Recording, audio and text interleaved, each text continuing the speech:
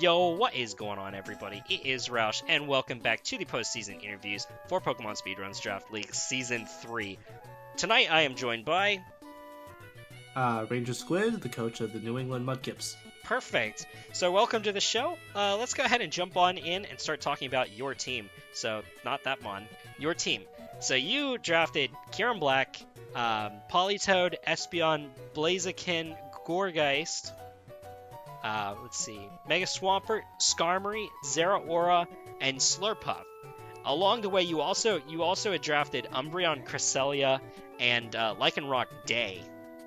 But you swapped them out. So you traded Umbreon for Espeon, Cresselia for Bisharp, and then Lycanroc Day you traded for Quillfish. So walk me through the trades. Why'd you make those? So, after the first couple weeks, I had felt okay with my team, but I felt I wanted more offensive pressure, which is why the Umbreon for the Espeon pick was chosen, and then the Cresselia swap for the Bisharp. However, I definitely would have kept the Cresselia instead of the Bisharp, because I definitely needed another defensive wall on the team in later matches that cost me a bit of the match later on. And then Quillfish? Why Quillfish? It's a meme.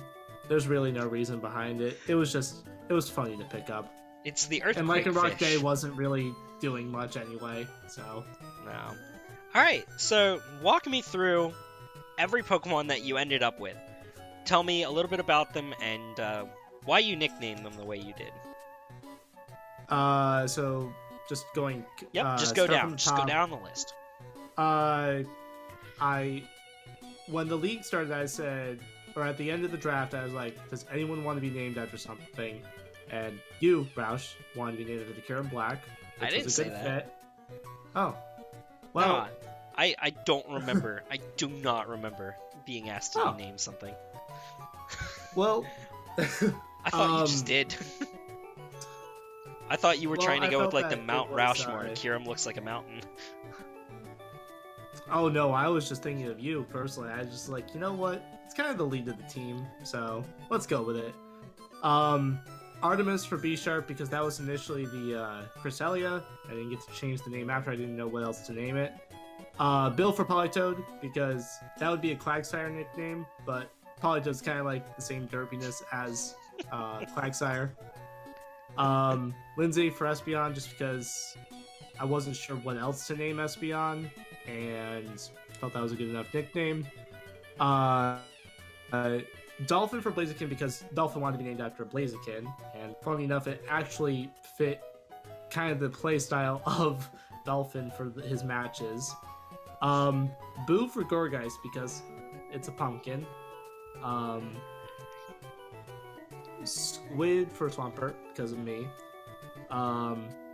Super Skarm for Skarmory, because back in the day when I first started watching Pokemon on YouTube, one of the YouTubers I watched was Super Skarmory. Yep, I think most of us did. The original Potato Cam. I watched so many of his videos, so many times. So entertaining. Parahax, because Parahax wanted to be Zeraora. Rex, because that was initially where Lycanroc Day was, and that was my dog who passed away this past summer, and Quillfish just became Rex. And when I was in voice chat with my friend, I was like, hey, do you want to be named after this Pokemon? I showed him a picture of Slurpuff. He's like, hell yeah, dude. And named him Cody with a K, so. Alright, so how did you want to play this team? Like, what was your theory behind, like, what kinds of team builds did you want to design this squad around? So, I started this off with, this is my first league. I had no idea what I was doing, but I knew I wanted Mega Swampert, and so I just said, alright, let's go with Mega Swampert. And I was advised, I forget by who, but someone was like, Kieran Black is really good. Oh no, that was me. I was like, yeah, Kieran Black is really good. I said draft Rain. I said bring a Rain. Yeah, and then so later on I did pick up Politoed, which for some reason wasn't getting picked by anyone. And then I had picked up Skarmory and Cresselia at the same time because I really love Skarmory, and I also really love Cresselia because I just wanted a nice defensive core. As well as Umbreon in that mix too, because I also had the wheel pick during this too. Yep. Let's see. Blaziken, I just needed a fire type that I knew I could rely on, also a fighting type at the time. And they could just hit wall, could hit well, as well as have the option to specially attack if I wanted to run Specs Blaziken as Parahex as suggested every week I've wanted to bring it. Hey, it's not a bad pick though. It's really It's not. got an okay special move pool. You just got to figure out what to do with that 4th move slot. Yeah. Otherwise, you'll be running dual fighting. Yeah. Zeraora, I had never heard of before, like 2 months before this league started. And when I looked more into it, I was like, holy crap, this Pokemon's actually looking pretty good. And why is the phone ringing in my house? I apologize for that. It's midnight, guys. Go to sleep. It really is.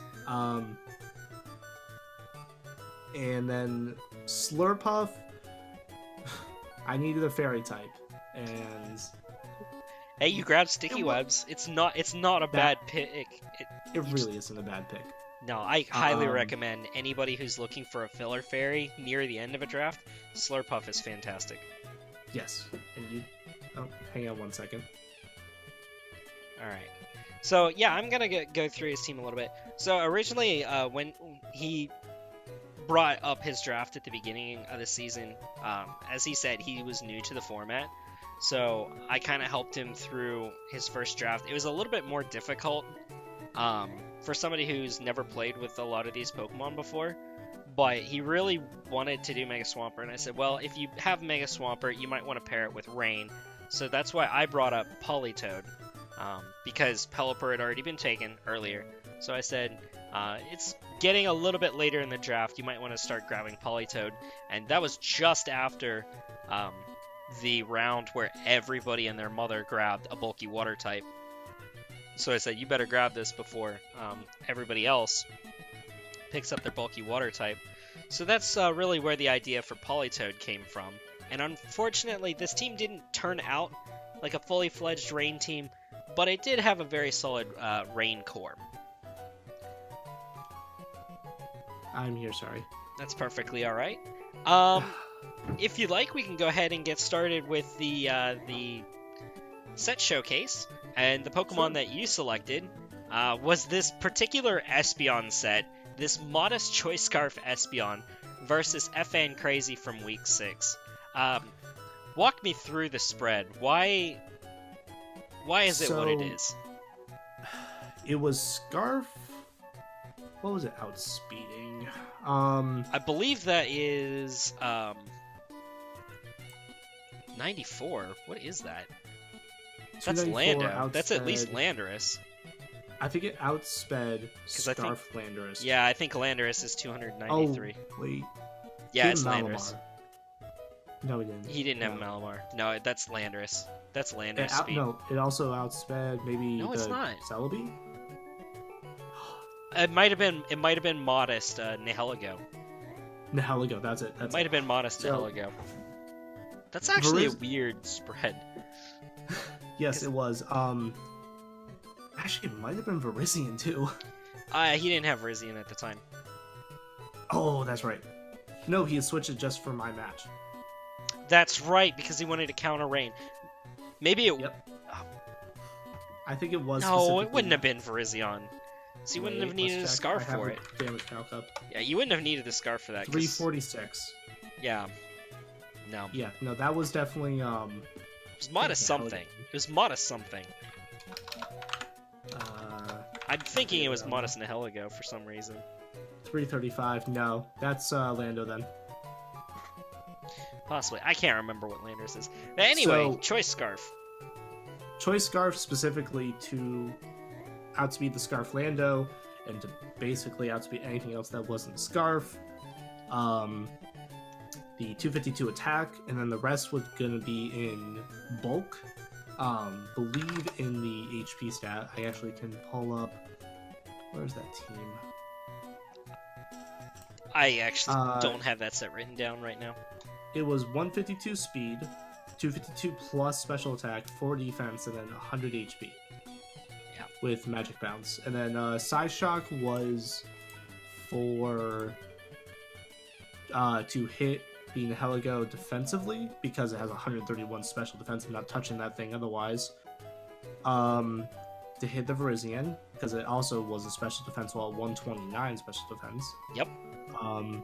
Shadow Ball to hit the Celebi, technically, also to hit Hoopa neutrally.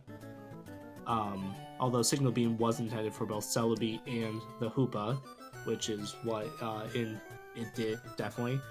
And Dazzling Gleam to hit the Charizard X, Scrafty, Hoopa if I wanted to, and the Virizion as well. It did a tremendous amount of work despite not being the core of the specific battle that happened, but it did its job during that match, which it was the most fun, unique set that a lot of people didn't. I don't think he expected the Scarf, because what he said was that during the match he didn't know it was Scarf when I initially sent it out. So he thought like, okay, so it's not Scarf, it just must be like Expert Belt or something like that, or Choice Specs. Yeah. So I think that it just fit well with the team itself. And yeah, Dazzling Gleam, but then I had to swap out again. And then yeah, this was the Skarmory Politoed Mind Games against the Landorus and Charizard. And eventually the Espeon comes back out. I can't remember which After turn many, it many was. turns. Wow. Yeah, many, many turns. This battle was longer than I remember. Man. Skarmory finally dies. Ah, here it is. There's Okay. the Espeon. So, here's the Espeon. Very late in the match. As you can see, Celebi and Charizard are what's left. And the Espeon pretty much... well, it makes the match a lot closer, especially because the Charizard didn't have any Dragon Dance. And he's able to clean up the match. That was one of your longest matches of the season, but really keeping that Choice Scarf hidden, like not overplaying it, really helped you win the match in the end.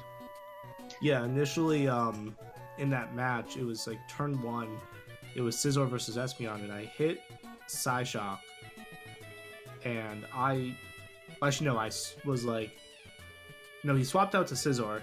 I was like, oh, well, he's gonna have Pursuit, so I'm dead, so I'll just try to swap out anyway. And he didn't go for Pursuit, because I thought, but I was like, why didn't he go for Pursuit? He just didn't have it, which was surprising to me. He didn't expect me to bring Espeon.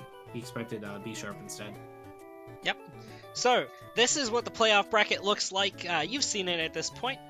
Who do you have as your final four? Okay. So in the top bracket, F-Fan is a very awesome opponent to play against, but I think Battle Dolphin with the Jim Boombin Jigglypuffs is going to be in the semifinals. Alright. My bracket, I'm going to have to go with you. Alright. In the top right corner, that one's a hard one. It is. Everybody has had issues trying to figure that one out so far. I'm going to go with the little bit of the underdog and go with Jake in the Razor Blades. Okay, what do you like about Jake? Let's quick talk about that. So, he has Trick Room, right? Just a little bit, yeah. Just a little bit.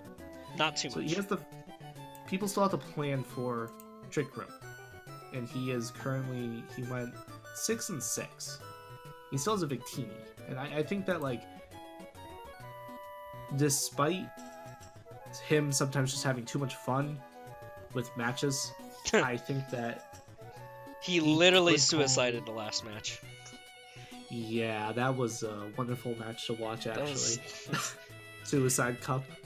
Suicide... Oh, that's right. There was the thing called Suicide Cup. Yep. But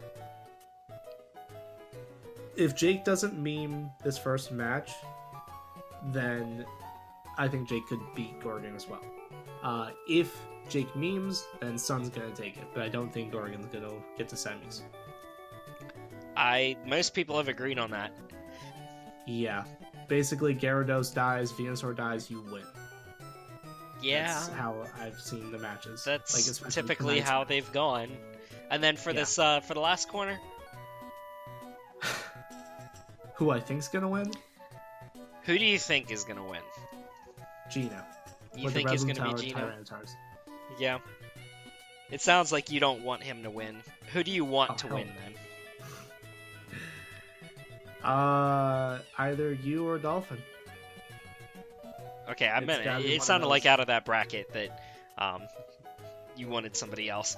So you have your semifinals. You have Roush versus Dolphin, and then you have Jake versus Gino.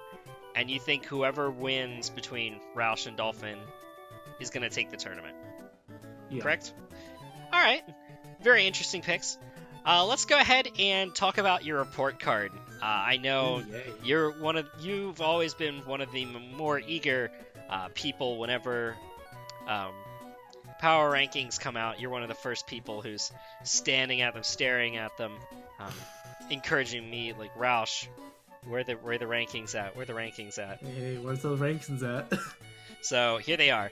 So in terms of team building, you were helped a lot of the way. You were very receptive to sets, but you did also have to rely on a lot of people, mainly from your inexperience. I feel like you have grown significantly over the course of the season, but it has been a struggle for you to team build. But I feel like, again, you have improved a little bit, and I feel like your team building grade deserves a C+. Just something that you need to work on moving forward, being a little more independent. But, you know, all that comes with experience. In terms of match execution, a lot of things that you struggled with have been mechanics. Not always the most obvious mechanics, but in terms of sort of the things on the side. Let's just put the elephant in the room. Negative priority with weak armor. Yeah, trying to speed boost a Skarmory and then phase. Not exactly the most competent strategy. So you did seem to not understand mechanics a lot of the time, more from a lack of competitive inexperience, but you have seemed to grow throughout the season, and a lot of these are, I actually am echoing from Yaga Mirai. I just got finished with her interview. You two kind of played similar seasons. You actually finished really close in the standings.